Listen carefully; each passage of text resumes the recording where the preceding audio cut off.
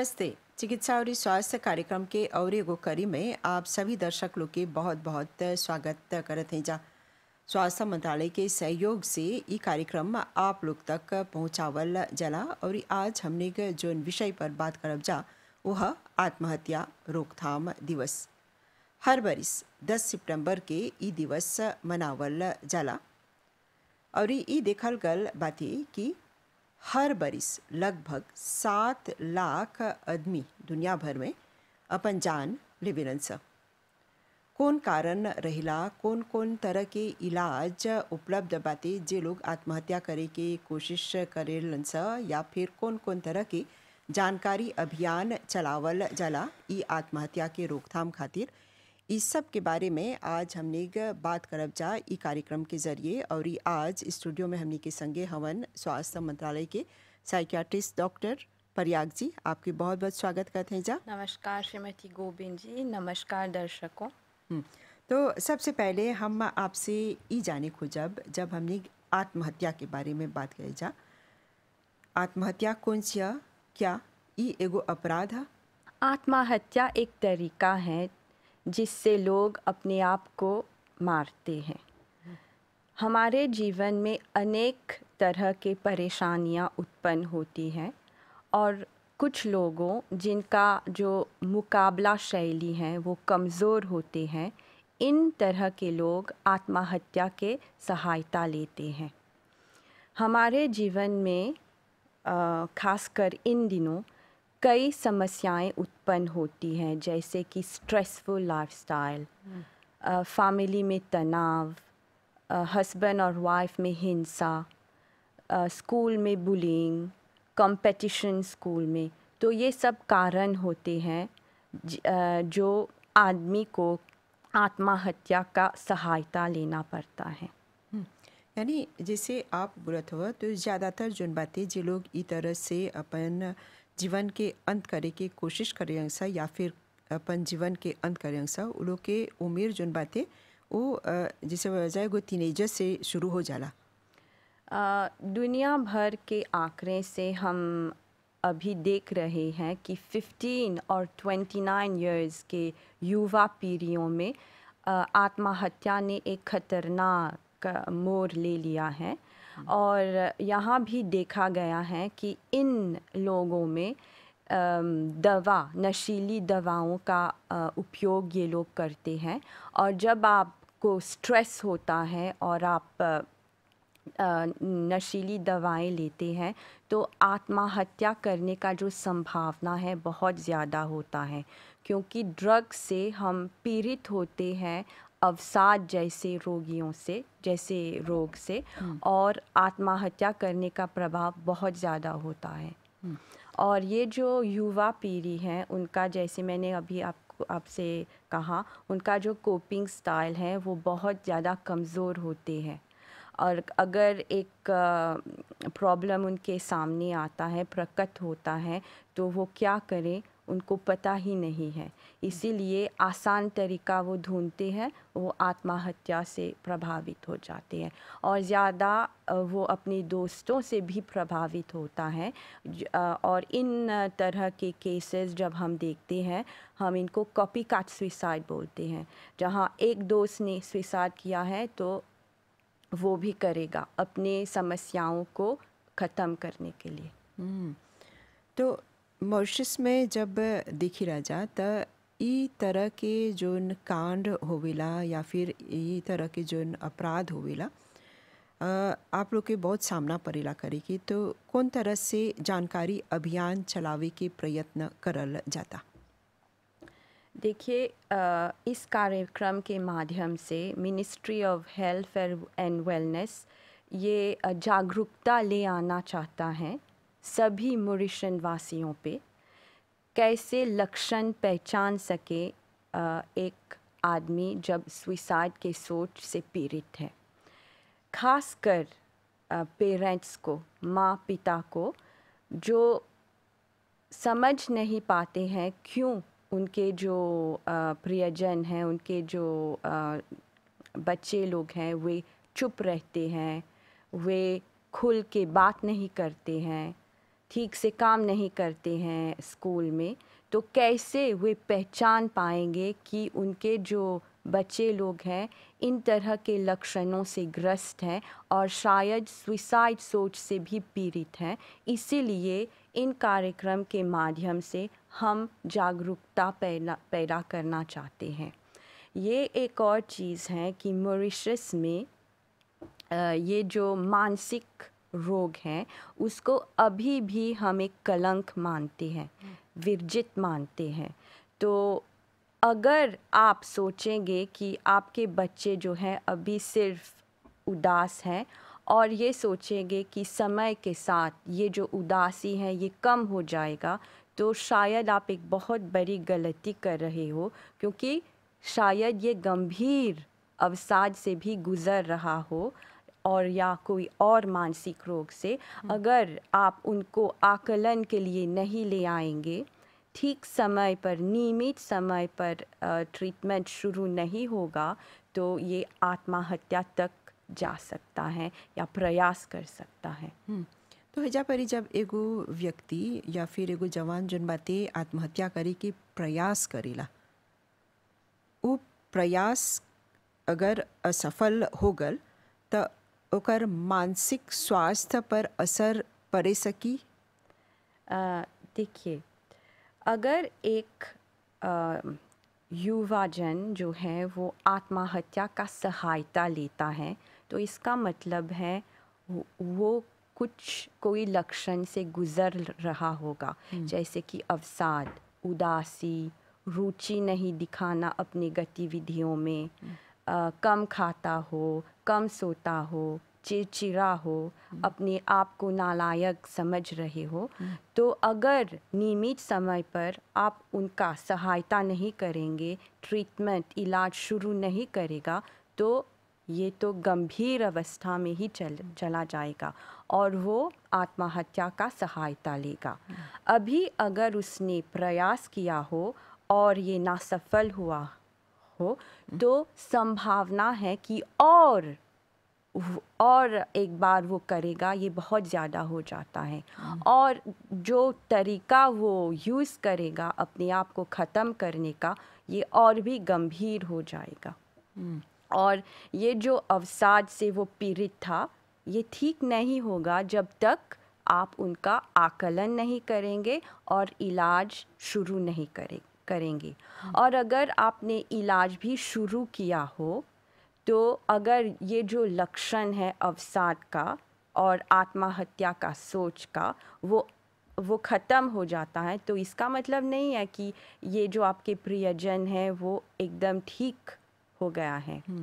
ये एक बहुत बड़ा प्रॉब्लम है, हमने देखा है अपनी मॉरिशन वासियों में, कि जब बच्चे लोग ठीक हो जाते हैं, एक जन ठीक हो जाता है आत्महत्या के विचार से, तो ये अपनी नियुक्तियों पर आना बंद कर लेते हैं। तो ये एक बहुत बड़ा समस्या है।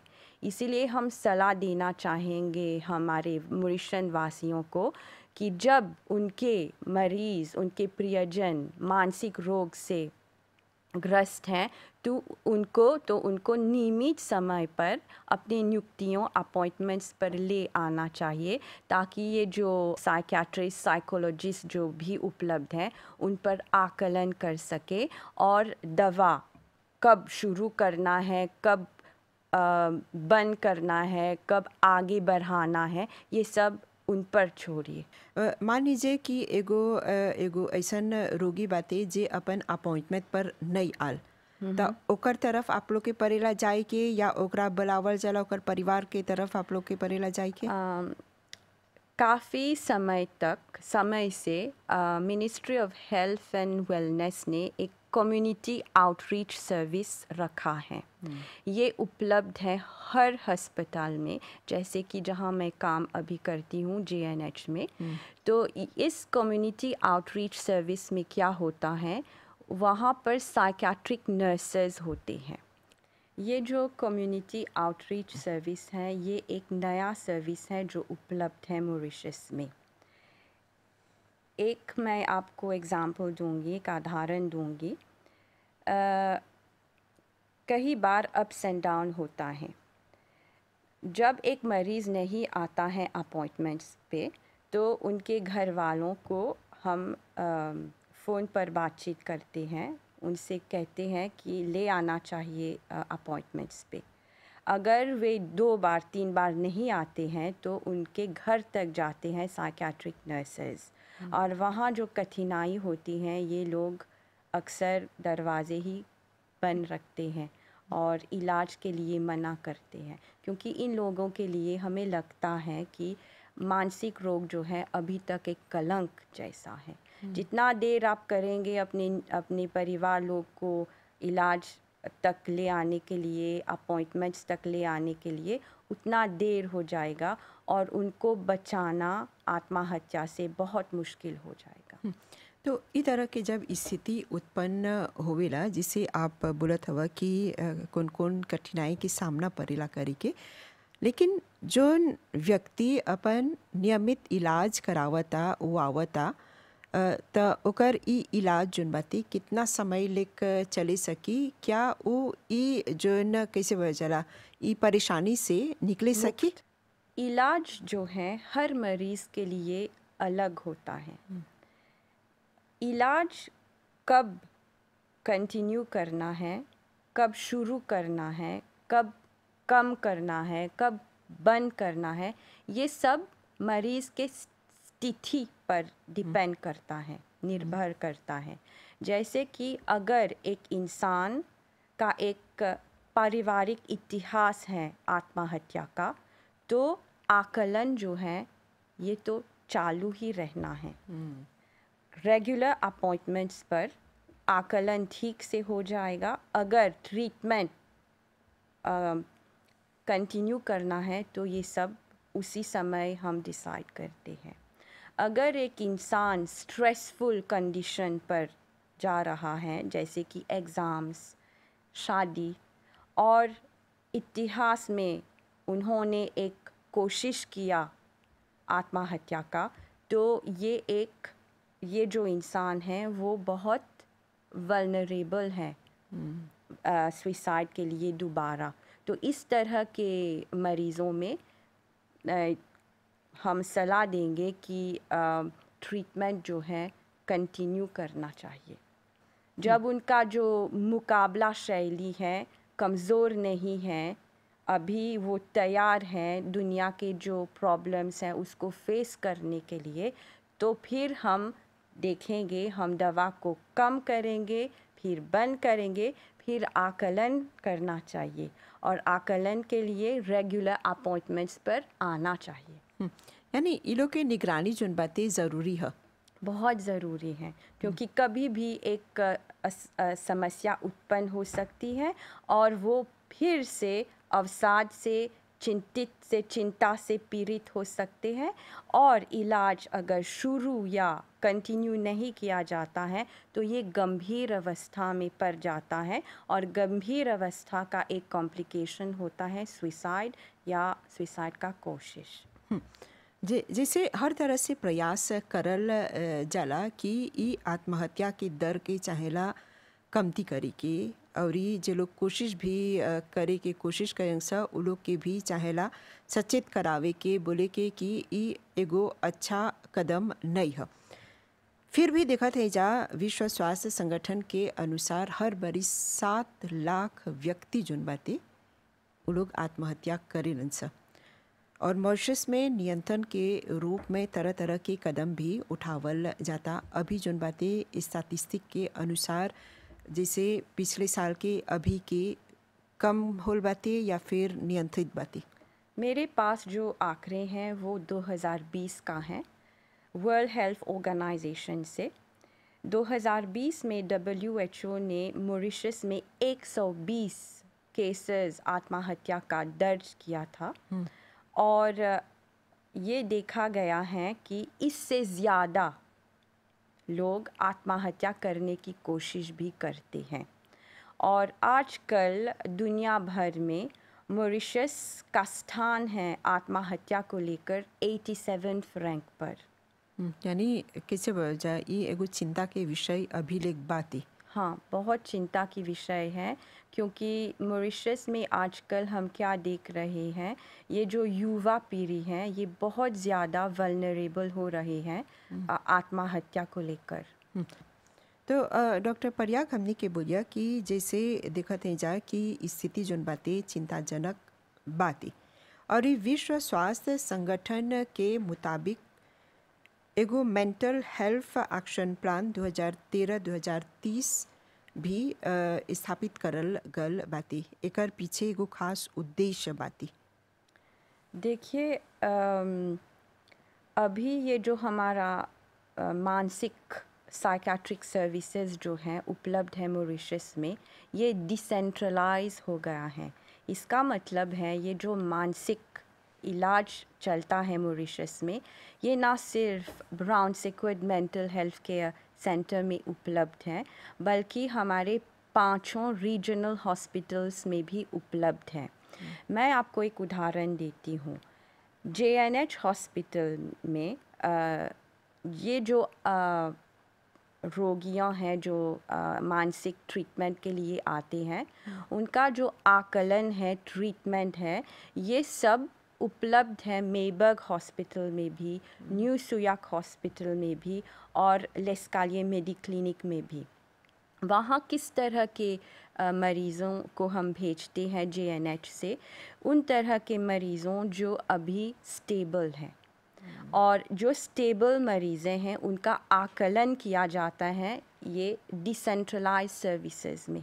और अगर एक लक्षण हम देखते हैं तो ट्रीटमेंट हम शुरू करते हैं, और अगर गंभीर स्थिति में है तो फिर हम उनको main hospital, main regional hospital में भेजते हैं, जैसे कि JNH। यानी जैसे आप बोलत हवा हर 5 जो रीजनल अस्पताल बाते सगरो ई मानसिक स्वास्थ्य के इलाज उपलब्ध बाती। जी अगर कोई के भी एगो समस्या हुआ था ओकर परिवार सकी अपन परिजन के लेके जाई। हाँ, अगर आपके ये जो प्रियजन हैं लक्षण दिखाते हैं मानसिक रोग का, तो बिल्कुल झिझकना नहीं चाहिए। इसको एक कलंक मानना बंद करिए। तुरंत आप उनको किसी भी हॉस्पिटल में ले जाइए जहां इलाज शुरू होगा, क्योंकि अगर आप सोचेंगे कि आप अपने प्रियजन को घर में ही रखेंगे, धीमे धीमे ये लक्षण कम हो जाएगा, तो ये शायद आप एक बहुत बड़ी गलती कर रहे हो, क्योंकि ये जो लक्षणें हैं वो और भी गंभीर हो सकता है, और ये जो लोग हैं वो आत्महत्या के शिकार भी बन सकते हैं। यानी जैसे आप शुरू से बोला कि खतरा जोन बातें, समस्या जोन बातें हर कोई के जीवन में आवेला, लेकिन चाहेला ओकर सामना करे के, न कि अपन जीवन के अंत करे की। तो डॉक्टर प्रयाग हमनी के बोलिया कि आप लोग के जैसे आप एगो सिकियाट्रिस्ट हवा, आप लोग के और कौन तरह के चुनौती के सामना परेला करे के जब ई तरह के व्यक्ति लोग के इलाज आप लोग करेला जा। एक चीज़ जो है, जो बहुत प्रमुख चीज़ है, वो है कि जब भी एक युवा लोग जब आता है हमारे पास और उनके माता पिता हैं, जाहिर है कि माता पिता बहुत चिंतित रहते हैं, लेकिन जब ये जो युवा लोग हैं वे धीमे धीमे ये लक्षण कम होता जाता है, तो ये जो पेरेंट्स लोग हैं वो पूछते हैं कि कब दवा बंद करना है। तो अगर आप दवा बंद करेंगे तो ये लक्षणें शायद फिर से होगा और गंभीर भी हो सकता है। तो ये जो ट्रीटमेंट चलता है ये लंबी समय तक चल सकता है, क्योंकि एक उनका जो कोपिंग स्टार्स हैं उनको बढ़ाना चाहिए। दूसरी चीज़, ये जो स्ट्रेस कंडीशन है उसको हमें ईएमआर करना है। अगर पेरेंट्स लोग उसमें शामिल कर सकते हैं तो उन्हें भी शामिल करना चाहिए ट्रीटमेंट के जो प्लान हैं उसमें। मैं आपको एक उदाहरण देती हूँ। हमारे जो मॉरिशियन पेरेंट्स हैं सब लोग व्यस्त हैं अपने काम काज पे रोज़, और कम समय दे पाते हैं अपने बच्चे लोग को।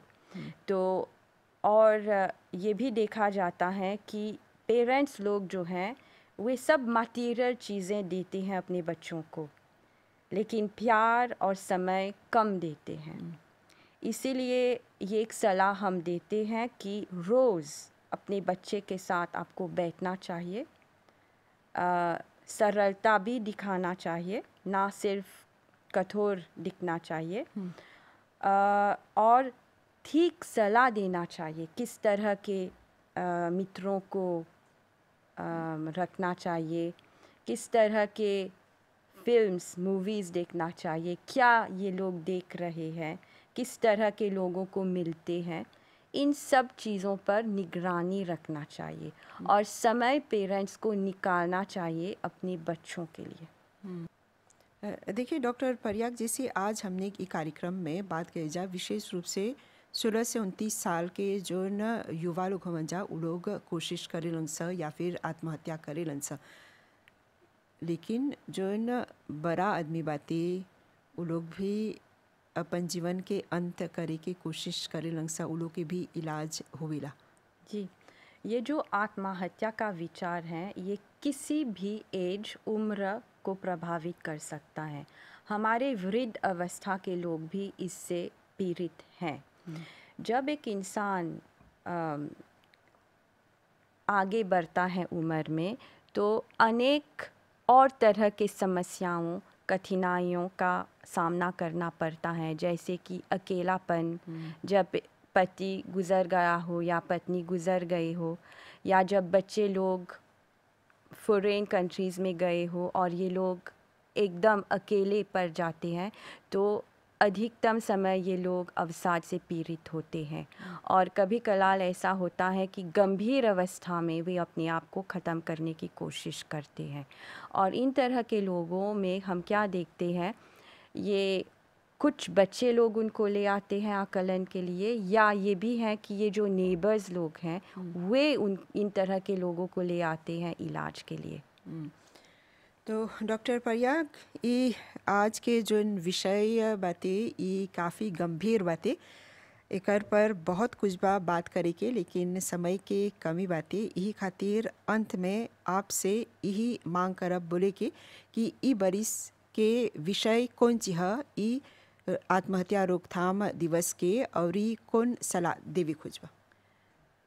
इस साल वर्ल्ड हेल्थ ऑर्गेनाइजेशन ने विषय रखा क्रिएटिंग होप थ्रू एक्शन। इसका मतलब जो लोग आत्महत्या के विचार से पीड़ित हैं उनको बचाना चाहिए और एक्शन के दरमियान। और ये जो कार्यक्रम हम कर रहे हैं ये भी एक एक्शन जैसा है। इस कार्यक्रम के माध्यम से मिनिस्ट्री ऑफ हेल्थ और वेलनेस अपने मॉरिशन वासियों पर जागरूकता ले आना चाहते हैं कि कैसे मानसिक रोग को पहचाने और मानसिक रोग को और गंभीरता से बचाने के लिए कैसे रोके। हम एक सलाह देना चाहेंगे अपने मॉरिशन वासियों को कि जब आपके प्रियजन लक्षण दिखाते हैं मानसिक रोग का, तो समय नहीं बीतना चाहिए, तुरंत उनको आकलन के लिए हॉस्पिटल ले जाइए ताकि इलाज जो है समय पर शुरू हो। और जब ट्रीटमेंट शुरू होता है और आपके प्रियजन जो हैं ठीक हो जाता है, तो ये नहीं समझना चाहिए कि ट्रीटमेंट बंद करना चाहिए। उनको नियमित समय पर अपनी नियुक्तियों पर ले आइए ताकि आकलन कर सके हम लोग और आत्महत्या के विचार से हम बचा सके। तो डॉक्टर परियाग, आपके बहुत बहुत धन्यवाद देवबजा ये सब जानकारी हमने के संगे बांटे खातिर। धन्यवाद श्रीमती गोविंद जी। धन्यवाद जी। हाँ, आज जैसे हमने ये विषय पर बात कही जा कि आत्महत्या के रोकथाम करे खातिर कौन कौन तरह के प्रयास करल जाता। जैसे बोला जला कि जीवन में छोटा मोटा जो मुसीबत बातें आते रहेला, लेकिन सामना चाहेला करे के, न कि अपन जीवन के अंत चाहेला करे के या फिर कोशिश करे के। तो हमने ये उम्मीद करत हैं जा कि आप लोग सबसे पहले अपन स्वास्थ्य पर ध्यान देव जा और एगो स्वस्थ जीवन जीव जा। तो चिकित्सा और स्वास्थ्य कार्यक्रम के ई करी के हजे पर ही विराम देव जा और एगो प्रोग्राम के संगे आप लोग से भेंट करब जा। अभी खातिर हमनी के और हमनी के पूरा प्रसारण टीम के आज्ञा देव जा। नमस्ते।